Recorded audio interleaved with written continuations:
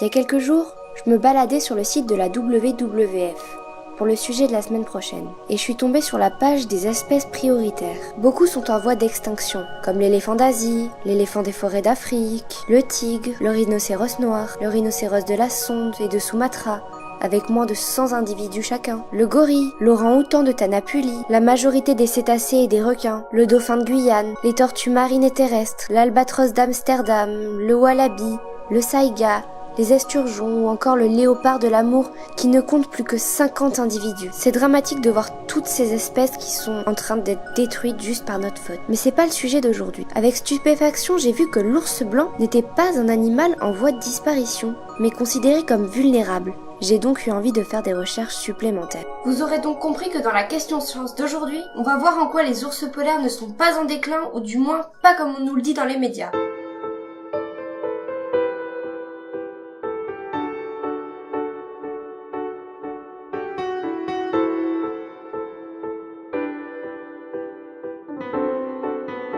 Bon, posons les bases.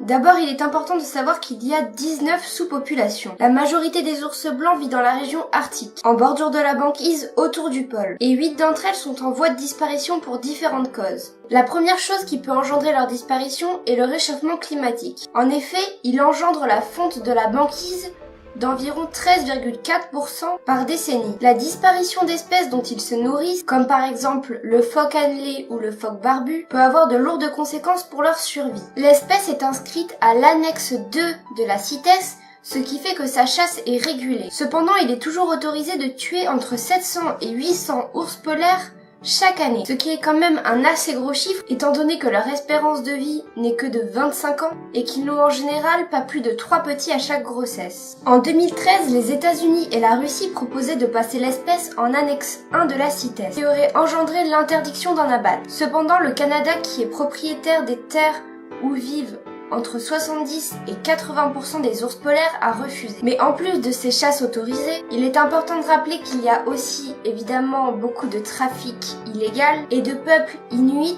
qui suivent leurs traditions et donc se nourrissent d'ours polaires.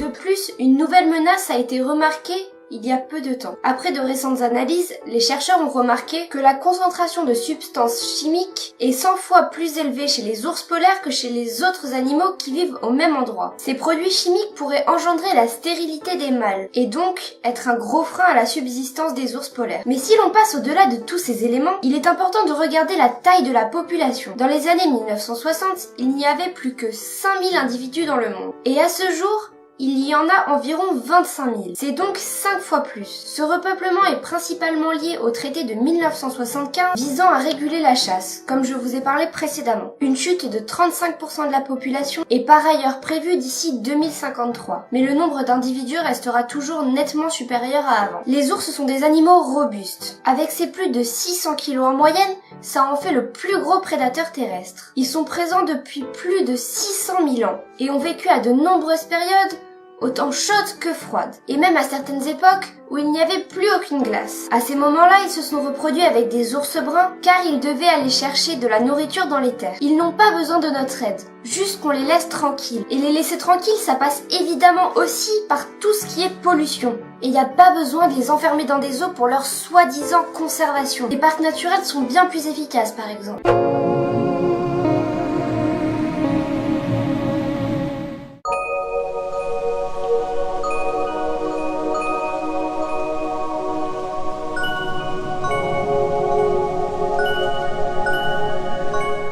Je sais bien que ça part d'une bonne intention des médias pour sensibiliser les gens que de dire qu'ils vont disparaître. Mais ce n'est pas eux qui vont disparaître, c'est leur environnement actuel. Eux, ils vont s'adapter, tant bien que mal. Je trouve ça triste de devoir mentir aux gens en leur montrant des animaux charismatiques pour les faire réagir. Vous avez certainement déjà vu des photos et vidéos de Paul Nicklain.